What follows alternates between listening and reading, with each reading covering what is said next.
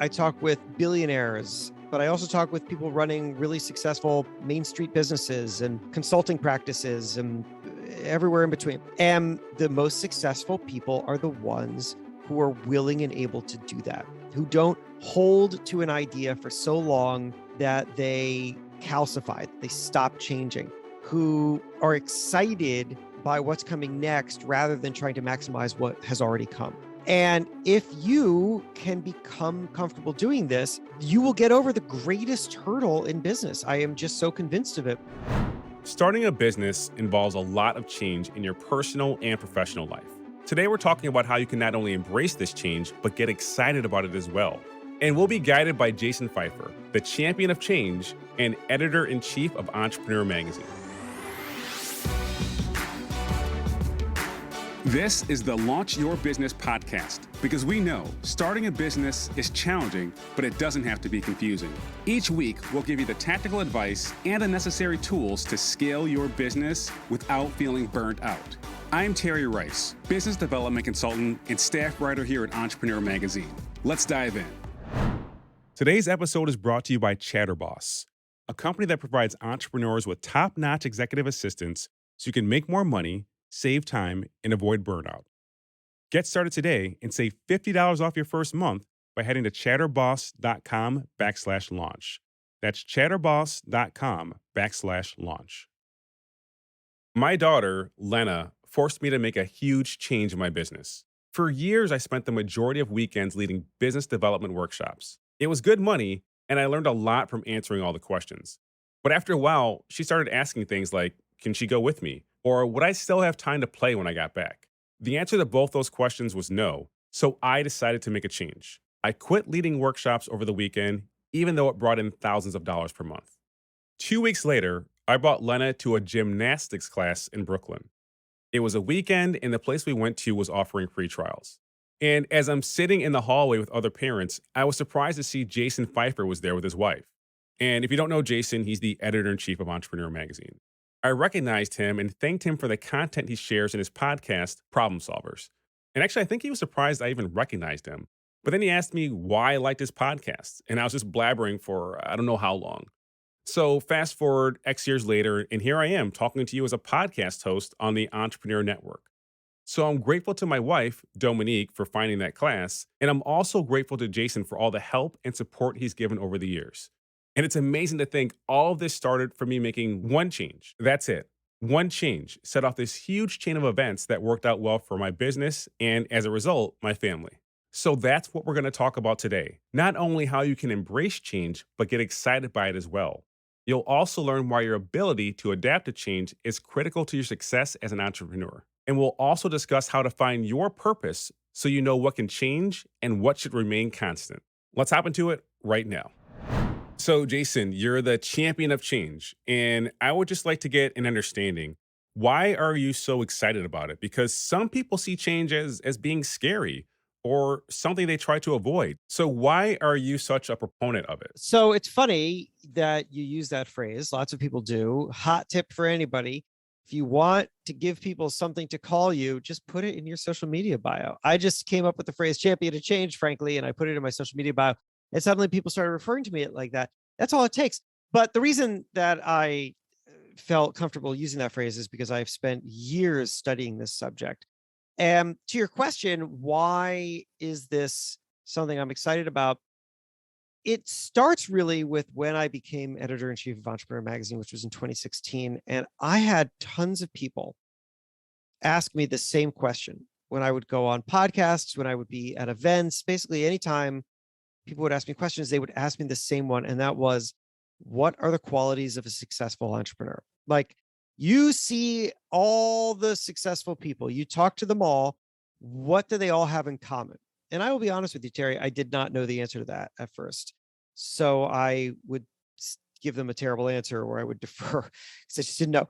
But I realized I should have an answer to this question because, one, if people ask you a question over and over, you should have an answer. But two, because I felt like if I did have an answer to this question, I would be able to study it and come away with real value for people because it's the thing that they all want to know. And so I spent a lot of time talking with people and a lot of time studying it. And I came to an answer.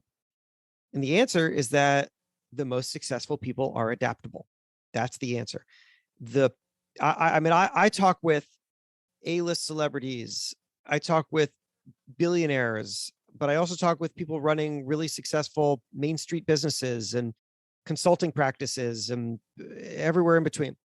And all of them have started in one place with with an idea of who they are and an idea of what they're trying to do, and then navigated through a absolute crazy maze in which they had to revise multiple times who they are and how they work, and they had to revise their idea and their business multiple times.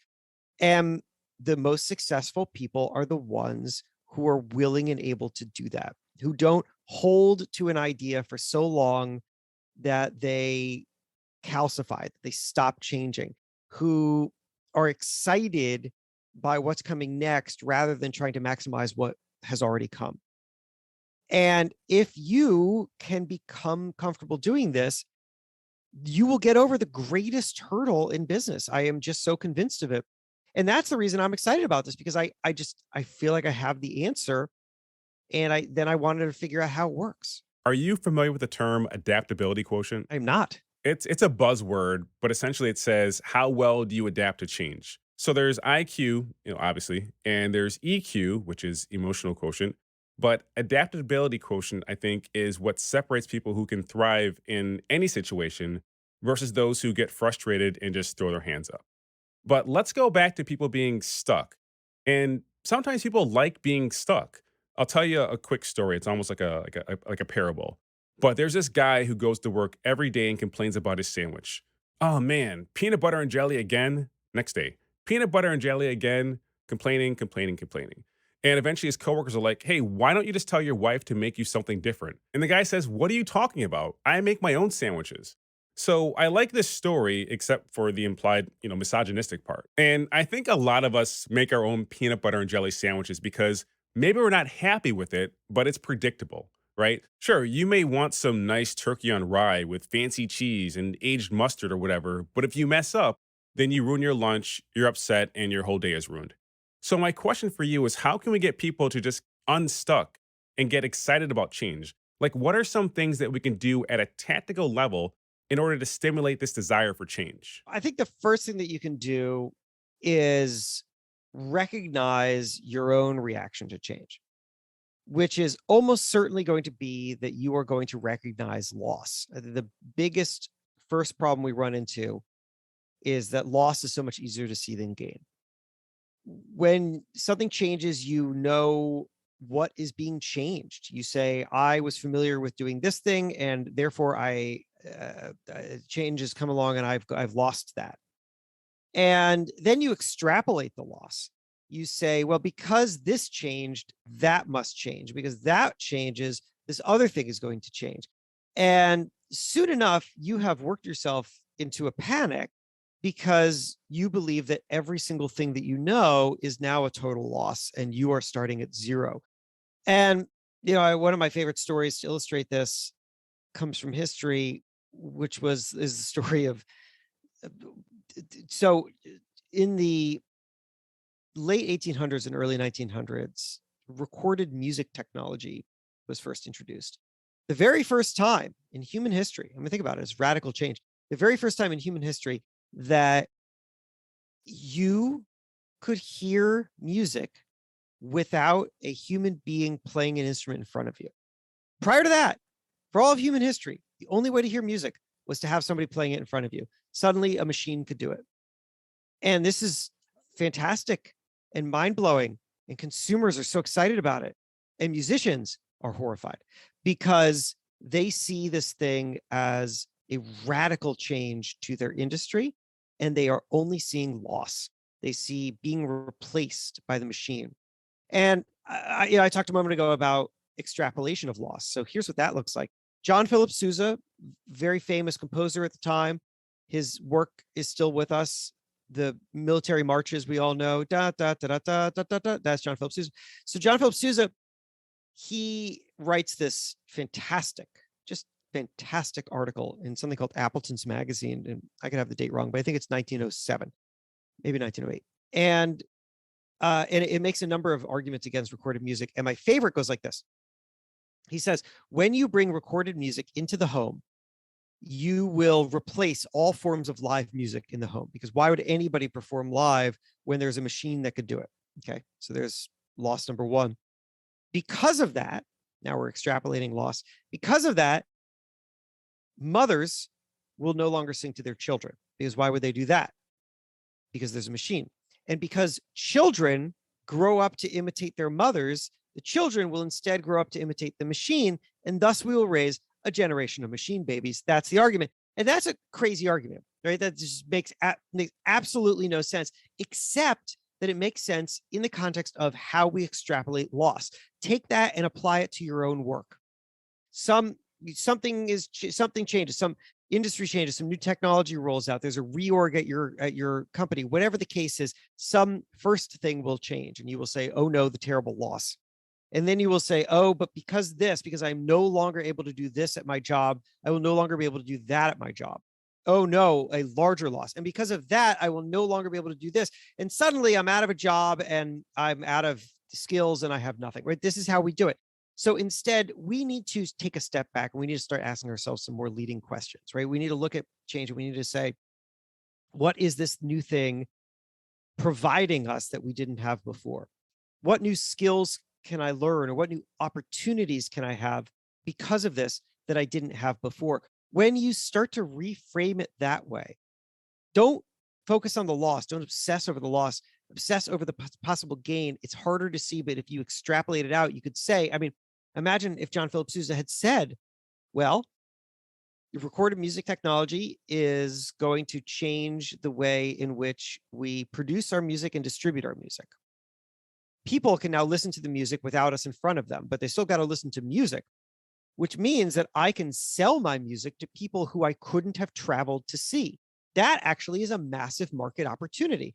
I have to extrapolate the gain to get there, but not that far. If I'm John Philip Sousa and I perform up and down the East Coast, and there's no chance of me ever making it to Scottsdale, Arizona, well, I can record something and sell it to somebody in Scottsdale, Arizona. Now I am making money and reaching listeners who I would have never otherwise reached. That is massive gain, transformational gain.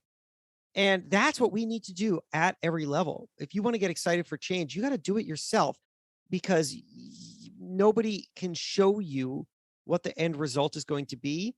You got to find it yourself. And the earlier you get excited about it, the more you will move towards it. Okay, we're going to take a quick break here. But when we come back, Jason's going to explain how you can get excited about the change that comes from starting your own business. Let's take a quick moment here to talk about Chatterboss. Chatterboss is a company that helps entrepreneurs make more money, save time, and avoid burnout by providing top-notch executive assistance.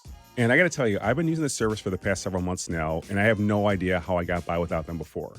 My assistant, Megan, handles everything from prepping my newsletter, designing social media posts, sending out invoices, and even finding local activities for my 4 kids. But here's one of the most important things. She's not just an order taker. She's also a thought partner who presents new ideas and even challenges some of my bad ones. But here's what makes Chatterboss as a company so unique. You have one assistant who can handle your entire remote team. This includes other specialists within the Chatterboss network, as well as independent experts that can be found elsewhere. But either way, you have one point of contact who knows you, your business, and can anticipate your needs while you're focusing on other high-impact activities. Get started today and save $50 off your first month by heading to chatterboss.com/launch. That's chatterboss.com/launch. Today, we're talking to Jason Feifer. He's the editor-in-chief of Entrepreneur Magazine, and as per his Instagram bio, the champion of change. We've already talked about how being able to adapt to change is a common trait among successful entrepreneurs, and how looking at the positive outcomes of change can get you more excited about it. But now we're going to get specific in regards to how you can best adapt to change when starting your own business. Let's hop back into it. I like the extrapolation part because it reminds me of second order thinking, which I learned about in the book Limitless by Jim Quick, which Jason, you actually recommended to me. And it's basically just saying, and then what? Some event happens, and then what? What do you think can happen after? And the and then what doesn't have to be something negative. It can be something positive, and you can find opportunity in this change. And I think as people lean towards that more, they'll get excited about change. And from the framework of launching a business, I think about work in general, and every time I've been forced to make a big change in my employment. And by that, I mean getting fired. Things have always worked out better. Always worked out better. Like, I remember I got fired in 2009. I got a $50,000 raise and a better office. So the real scary part for me is I would have never made that leap had I not been asked to leave. So, from the lens of someone who's considering or just recently starting their business, what would you say to them in regards to how they can embrace this change, this uncertainty, especially if they're just wondering how they're going to get by day to day and thinking about going back to or sticking maybe with their 9 to 5? Yeah. All right. I think that the first thing that you need to do is you need to be really clear on your mission and your value.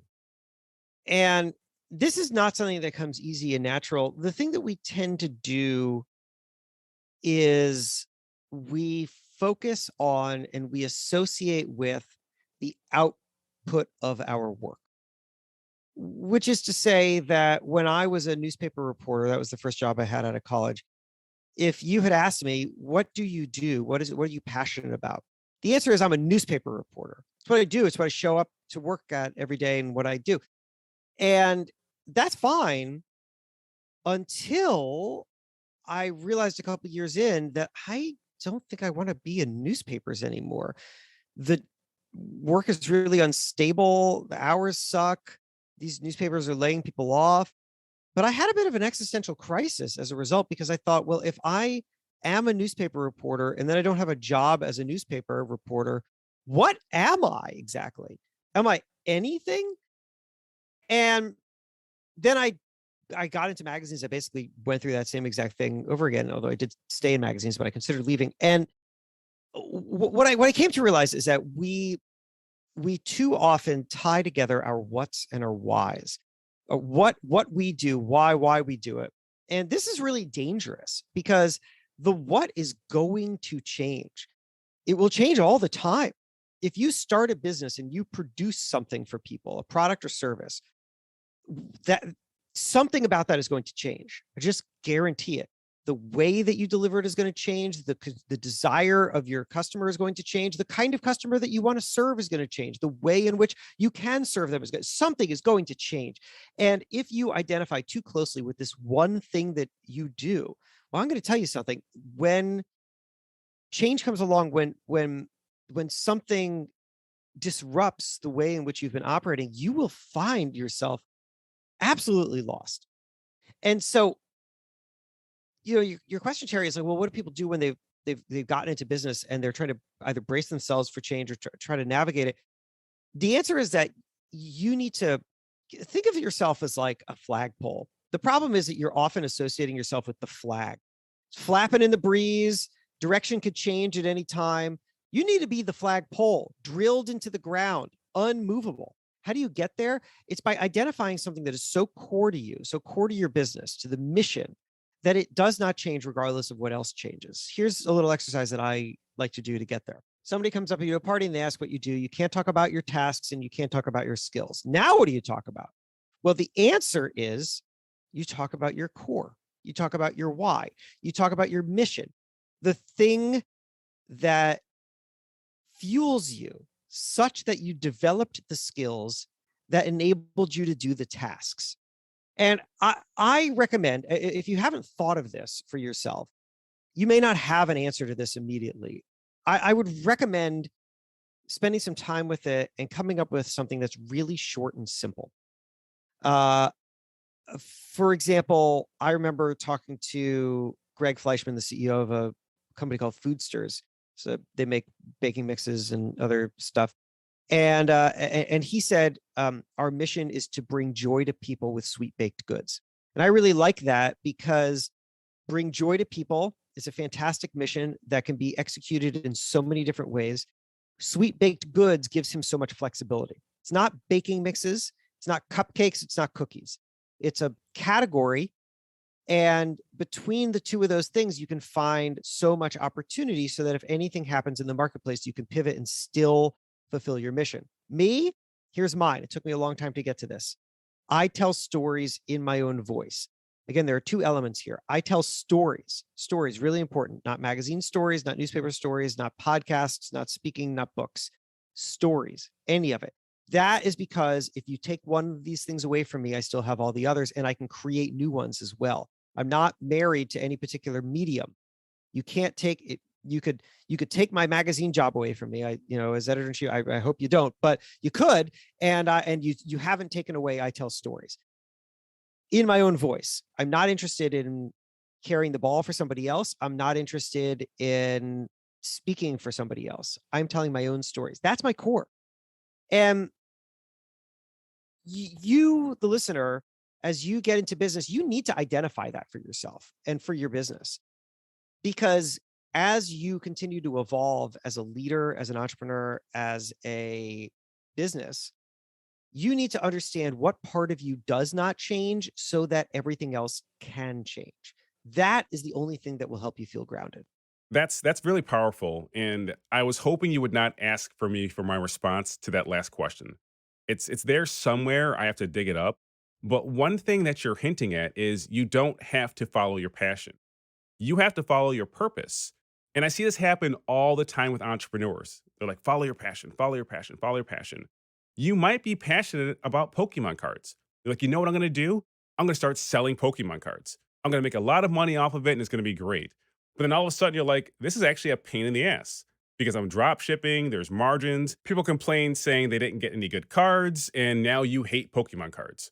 So I think we need to just dispel that myth that you have to be passionate about your work. There has to be a purpose behind it and it should be rooted in your core, but it can also change based on one thing or another.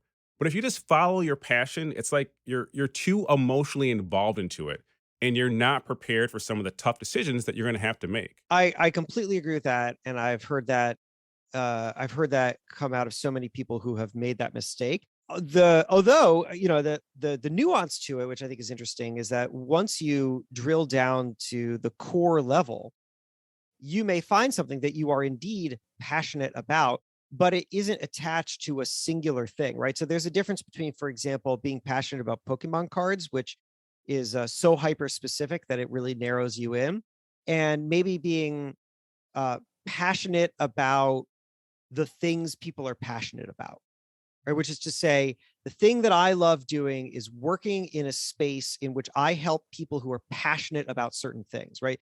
People are passionate about Pokemon cards, serve them. People are passionate about sports, serve them. This might drive you to open a collectibles store or to figure out some kind of new way to engage that market. And that's really exciting. Like in the same way which I'm passionate about storytelling. And that doesn't feel limiting to me because it's so big and broad. It's okay to be passionate about your work, but you need to give yourself the flexibility to be engaging with a passion that is not limiting, that is instead almost like fueling you the way that the sun fuels itself, right? It doesn't go out because it is so a part of you. We're going to take a quick break here. And when we return, Jason's going to present you with the question you must be able to answer in order to fully understand and embrace entrepreneurship. Just get started. If you've ever looked for tips on launching a business, just get started seems to come up a lot. And while that's vaguely motivational, it does not provide any real direction. Because the next logical question for anyone would be, well, how do I get started? What specifically should I do? Well, if you're looking to quickly start a business without the confusion, risk, and pressure of doing something entirely new, I have got a solution for you. It's called the Solopreneur's Fast Track, a step-by-step process on how to start a business using the skills you already have and actually enjoy using. So let's say your favorite part of a previous job was email marketing. You'll learn how to start a business offering other companies advice on how they can improve their email marketing. Or maybe you are really good at integrating complicated tech tools. You can help other organizations do the same thing without the need to bring on a full-time hire. So the main point here is that everything you need to start a business is already within you. You don't need a cool website or fancy tools. And by completing the course, you'll also discover a simple approach for attracting clients without using complicated funnels or cheesy sales tactics. You can finish it over a weekend and start making money in as little as 30 days. You'll gain the clarity and confidence you need to start your business and receive a one-page business plan so you can immediately apply what you've learned. Get started today and receive a 20% discount by heading to terryrice.co/fast. That's terryrice.co/fast. I like the point you made about getting clear on your mission and your why. And that leads me to something that you say often, which is you help people find their wouldn't go back moment. Can you unpack what that means? And how do you know when you've arrived at your wouldn't go back moment? Because again, you're launching a business. There's so much, uncertainty. There's ups and downs. How do you know when you're like, okay, this is it. I'm in this for the long run. Yeah. So the wouldn't go back idea comes from this philosophy that I have about how change happens, which is that it happens in 4 phases: panic, adaptation, new normal, wouldn't go back. And I mean, earlier when I was talking about John Philip Sousa, that is a classic panic right there. Wouldn't go back is, to me, the whole point of the exercise. It's the reason to go through any moment of change. And what you're getting to is something where you say, I have something so valuable, something new that is so valuable to me that I wouldn't want to go back to a time before I had it. And, the crazy shocking thing is that we all go through many cycles like this without even recognizing it. Right? I mean, every new thing that you have that you love in some way replaced or supplemented something that some previous thing, and it came along and you weren't sure what to do with it. And then eventually you said, I wouldn't want to go back to a time before I had this. This is wonderful. So how do you know when you've gotten there? I mean, look, it's not, there isn't like a 5-part questionnaire that you can fill out to figure it out. But I would almost challenge yourself to look at it like this.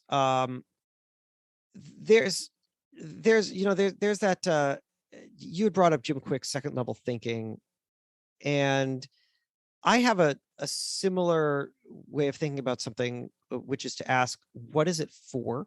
I really love the question, what is it for? Because the answer can change. And when you know what the right answer is, you know what to do with it. You know the value that it has. This sounds very abstract, so let me make it more specific. Sometimes people ask me, Jason, you talk a lot about change. You work at a print magazine, which sounds kind of like the opposite of change. Pretty old style of communication. What's up with that? And I say, you're right. I do work at a print magazine, and yet I think that the power here is that to survive as a media company, and that includes with a print magazine, we need to make a fundamental shift. And I think we're I mean, at Entrepreneur, we're at the kind of very beginning of making this shift, but I think all media is going to have to think like this. We're at the fundamental shift of asking, what is content for? Right. So here's my question: what is it for? What is content for? Well, a long time ago, here's what content was for. It was for monetization. You sold ads against the content, or you sold subscriptions to the content. That's what content was for. I don't believe that that's what content is for anymore. I mean, it is in a way, right? We still monetize the content, but we're monetizing it less and less because there's just fewer and fewer ad dollars to go around. You can thank Facebook and Google for that. And so it is silly to sit around and say content is only for monetization. Content is primarily for monetization because there's less monetization to be had. But does that mean content is valueless? No. Content actually has a great value. You got to keep asking this question. What is it for? Ask that of everything that you do. What am I doing? What is this for? I do this in my business. What is it for? I have this kind of relationship. What is it for? I have this partnership. What is it for? These things might change. The answer to the question might change. What is content for? I'll tell you what it's for. It's for relationships. Because if you can build a relationship with content, and content builds relationships amazingly. Terry, it's the reason you started this podcast, is because you create content and that builds a relationship with you. And then what are you going to do? You're going to sell people products and services that they will pay for because they trust you, because of the relationship, because of the content. That's what content's for. And once you have that answer, I think that you could execute on it. And if it makes sense, I think that you've reached wouldn't go back, right? Which is to say that if the answer to this question changes and you have an understanding of how something fits into your ecosystem in a new but coherent way, when it brings value to you in a new way, where you understand it, where it's not just like, oh, this is this new thing, and I guess it's okay, but I'm not exactly sure what to do with it, it wouldn't go back yet. But if you understand, if you can answer a question as simple as what is it for, and you know the answer to that, well, then it starts to dictate all the other things that you can do, right? I mean, just think about the transformative quality of answering the question, what is content for, with it's for relationships. It starts to change how you make the content. It starts to change how you produce it, who writes it, how you distribute it, how you build the rest of the business around it. Everything changes once you change the answer to that question. And I guess ultimately what I'm getting at here is a clarity of purpose. If you have a clarity of purpose about the things that you're doing and the reasons why you're doing it, well, then you have reached a state in which you can say, I wouldn't want to go back to a time before I had this, because that time is answering an old question that is no longer relevant. Your point about clarity of purpose hits me kind of hard. And I'm sure it does for many people listening as well. Because when I first started my career, I thought my purpose was to climb the corporate ladder. I have no clue why. I mean, my dad worked for a corporate tech company, so I probably started hearing that phrase at an early age. And then I graduated from business school, then worked at smaller companies before moving on to Adobe and Facebook. And on the outside, it looked cool. But one day I had this realization that I did not want my boss's job. And I looked around more and realized that I didn't want anyone's job who I worked with or really had ever worked with. So, to your point of what is it for, I didn't have an answer. So I struggled. So it was challenging, but these days I'm living in that wouldn't go back moment, and it's great. But what would you say to, let's say you're talking to someone you know from high school and you keep in touch enough for them not to be weird if they reached out, and they say to you, "Hey Jason, I've been working in accounting for the last X years. I want to quit my job, but what is it for? It's to pay my bills." What would you say to him or her to somewhat encourage them to make this leap, this change in regards to leaning into entrepreneurship? Well, so that's an interesting question. And I actually want to step back from it, because the thing is, it's funny. I am in a position as a sort of salesman for entrepreneurship in a way, right? Like, as a guy who champions entrepreneurship, but I also want to be super mindful that it's not actually for everybody. You have to make sure that it's for you, because it's very, very hard.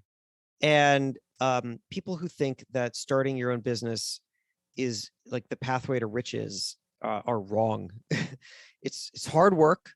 It may very well be much more work than whatever job you're currently doing, and it may pay worse.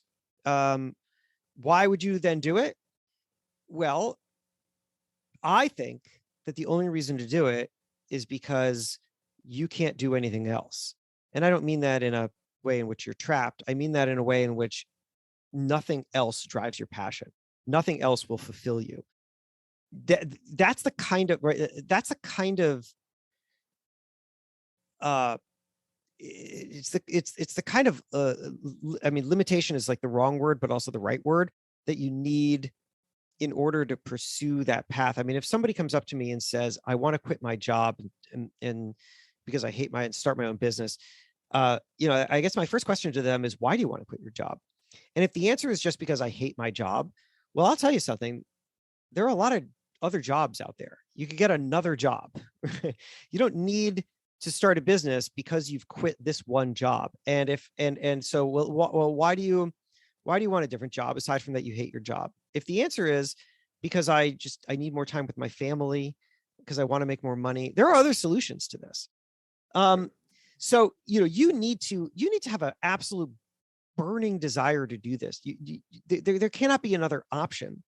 It has to fulfill something inside of you that goes deeper than like money and time. And yes, if you do this right, you have a lot more control over your life and the money that you make and the time that you spend. And that's a great gift. But let's make sure that the reason that you want those things is because at its core, you cannot imagine going much longer without contributing something different to the world.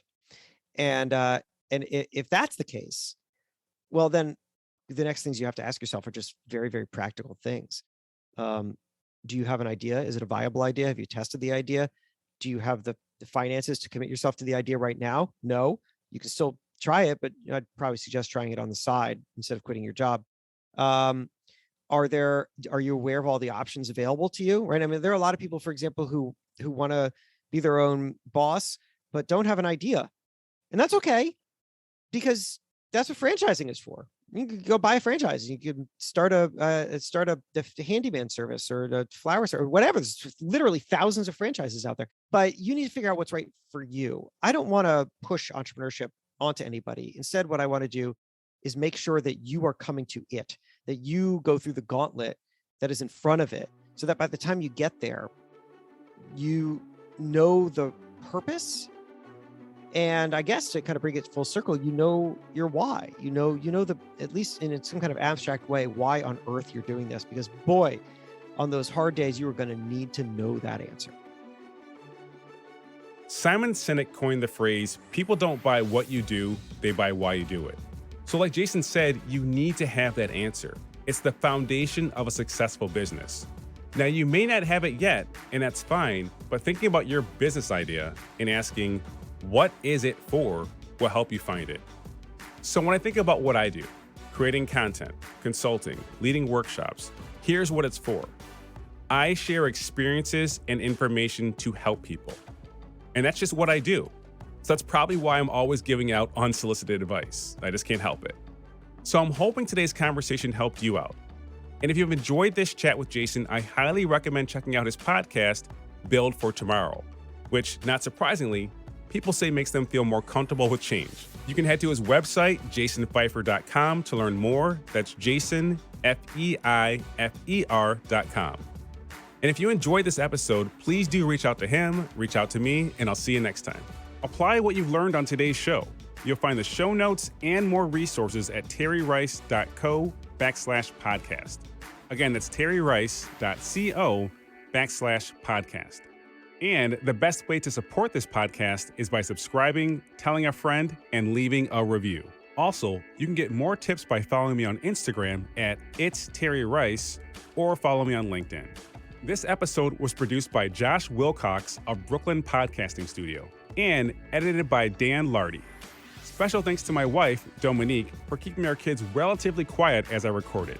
Thanks again for listening. I'll see you next time.